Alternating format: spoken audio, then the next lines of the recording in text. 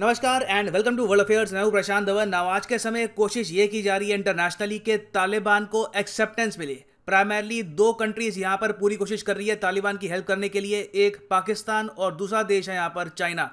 पाकिस्तान ने तो recently SAARC countries पर काफ़ी प्रेशर डाला, ये कहा बार बार कि अगर सार्क का समिट होगा यूएसए में तो वहां पर अफगानिस्तान को सिर्फ तालिबान के यूएन डेजिग्नेटेड आतंकवादी ही रिप्रेजेंट करेंगे। बाकी जो 6 सार्क कंट्रीज थी उन्होंने आइडिया रिजेक्ट कर दिया और फिर ऑल टुगेदर सार्क की मीटिंग कैंसिल हो गई ना। इसके बाद अब चाइना ने भी यहां पर एक कोशिश करी कि तालिबान पर जो ट्रैवलिंग का बैन लगा हुआ है ये रिमूव हो जाए, मगर इंडिया ने यहाँ पर जो ये रिक्वेस्ट है ऑल टुगेदर ब्लॉक कर दी बिना वीटो के। इसका एक स्पेशल रीजन है, ये यहाँ पे आपको जानना होगा। This is very important topic for UPSC prelims and mains. और आगे बढ़ने से पहले आपसे एक क्वेश्चन भी पूछूंगा कि आज के समय यूनाइटेड नेशंस के सेक्रेटरी जनरल हैं एंटोनियो गुतेरेस। आपको ये बताना है कि यूनाइटेड नेशंस के पहले सेक्रेटरी जनरल कौन थे। ये है यहाँ पे आपकी ऑप्शन। कमेंट सेक्शन में करो आंसर, सही आंसर मैं आपको दूंगा वीडियो के अंत में। नाउ आप अगर यूनाइटेड नेशंस की जनरल असेंबली को देखो तो वहां पर कितने मेंबर हैं, 193 कंट्रीज आपको वहां पर मिलेंगी। अब जो ये 193 कंट्रीज हैं उसमें से एक देश अफगानिस्तान भी है, मगर जो सरकार आज के समय अफगानिस्तान को चला रही है उसको दुनिया एक्सेप्टेंस नहीं देती।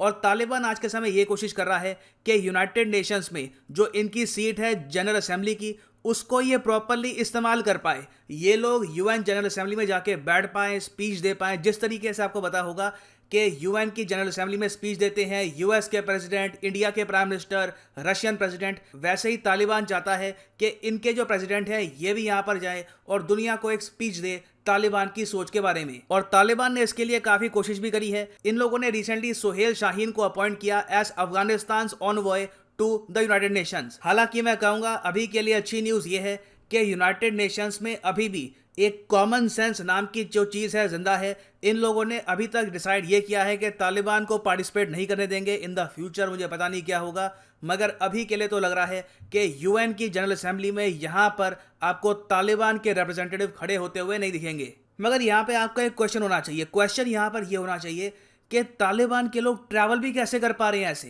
तालिबान ने एक टाइम पर यूएसए के कई सोल्जर्स मारे हैं ऑन रिकॉर्ड, तो आज के समय ये लोग न्यूयॉर्क में जा भी कैसे रहे हैं? इन पर कोई सैंक्शन नहीं लगे हुए? तो हाँ बिल्कुल, सैंक्शंस आज के समय जो भी तालिबान के इंपॉर्टेंट लीडर्स हैं, जो इनके आप कह लीजिए स्पोक्समैन है, सब पर लगे हैं यूनाइटेड नेशंस के सैंक्शंस। और ये कोई मामूली सैंक्शंस नहीं है, ये है यूएन सिक्योरिटी काउंसिल के सैंक्शंस। अब इंटरेस्टिंग बात ये देखो कि यूनाइटेड नेशंस की सिक्योरिटी काउंसिल के सैंक्शंस को प्रॉपरली इस्तेमाल किया जा रहा है नहीं किया जा रहा, ये प्रॉपरली इफेक्टिव है या नहीं, इसके लिए एक अलग से कमेटी है जिसका काम यही है इस बात का ध्यान रखना कि सैंक्शंस को प्रॉपरली इंप्लीमेंट किया जा रहा है या नहीं। इस कमेटी का नाम है security council committee pursuant to resolution 1988। इस कमेटी का एक और नाम भी है तालिबान सैंक्शंस कमेटी। और इस कमेटी का हेड आज के समय कौन है? इस कमेटी का हेड आज के समय भारत। तो भारत की यहाँ पर जिम्मेदारी है ये देखना कि जो सैंक्शंस लगे हैं तालिबान पर ये प्रॉपरली फॉलो किए जा रहे हैं या फिर नहीं। अब यहाँ पर आप पूछोगे वेट, सो तालिबान के जो स्पोक्समैन हैं, इनके कुछ लोग हैं, ये यूएसए रोज चले गए, तो मतलब कि सैंक्शंस में इनको कुछ छूट मिली थी? तो इसका आंसर है हाँ। देखो, रूल ये कहता है कि अगर यूएन सिक्योरिटी काउंसिल में कुछ मेंबर्स ये इशू उठाते हैं कि इन लोगों को 90 डेज तक ट्रैवल करने दो, तो इनको ये परमिशन मिल सकती है। तो तालिबान को रिसेंटली चाइना की हेल्प से 90 डेज तक इंटरनेशनल ट्रैवल करने की जो इजाजत है ये मिली थी, वो भी बहुत ही ज्यादा कंट्रोल तरीके से।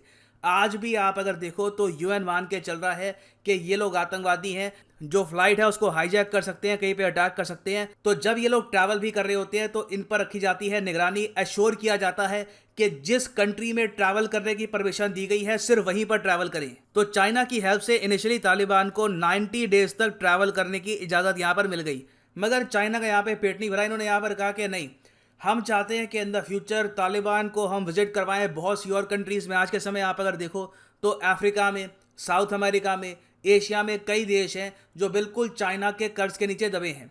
चाइना का प्लान यहाँ पर यह था कि ऑल टुगेदर जो ये ट्रैवल एक्सटेंशन है ये 180 डेज का कर लो, क्योंकि कोविड चल रहा है तो ट्रैवल वगैरह करने में प्रॉब्लम तो वैसे भी आती है, क्वारंटीन वगैरह करना पड़ता है। तो चाइना का प्लान यहाँ पर यह था कि सैंक्शन से 180 दिन तक तालिबान को छूट मिल जाए, उसके बाद इंटरनेशनली ये तालिबान की जो एक्सेप्टेंस है इसको बढ़ाने की कोशिश करेंगे।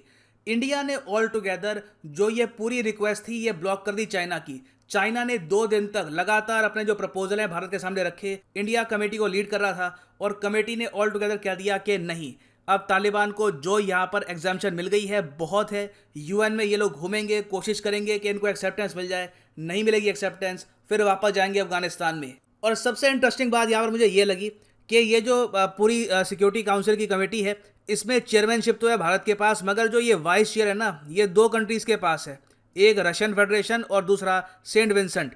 नाउ रशियन फेडरेशन ने भी यहाँ पर स्टेटमेंट दी। रशिया ने ये कहा यहाँ पर कि भारत ठीक कह रहा है, अभी के लिए हमें तालिबान की जो एग्जाम्पशन है ये बढ़ानी नहीं चाहिए। 90 डेज तक इनको फ्री टाइम है, ट्रैवल करो जितना ट्रैवल कर सकते हो, उसके बाद आप पर वापस जो यूएन के सैंक्शंस हैं वो लग जाएंगे। मगर ऑल टुगेदर अभी रशियन फेडरेशन और बाकी कंट्रीज भी तैयार नहीं है तालिबान को एक्सेप्ट करने के लिए as a proper government in Afghanistan. और भारत और रशिया का जो यहाँ पर रुख है तालिबान को लेकर, ये काफ़ी हद तक ठीक भी है, क्योंकि आप अगर सोच कर देखें, अगर सारी कंट्रीज यूएसए की तरह सोचना शुरू कर दे कि जो भी पुराने रूल्स बनाए हैं, जो भी रेगुलेशंस हैं, वो सब तोड़ दो यहाँ पर, और जो आपको मोमेंटरली जो चीज़ बेनिफिट दे रही है उसके हिसाब से पॉलिसी बनाना स्टार्ट कर दो, जैसे यूएसए ने जो बाइडेन के अंडर करना स्टार्ट कर दिया है, तो उससे इन द फ्यूचर सैंक्शंस की, रूल्स की जो इंपॉर्टेंस है ये क्या रहेगी।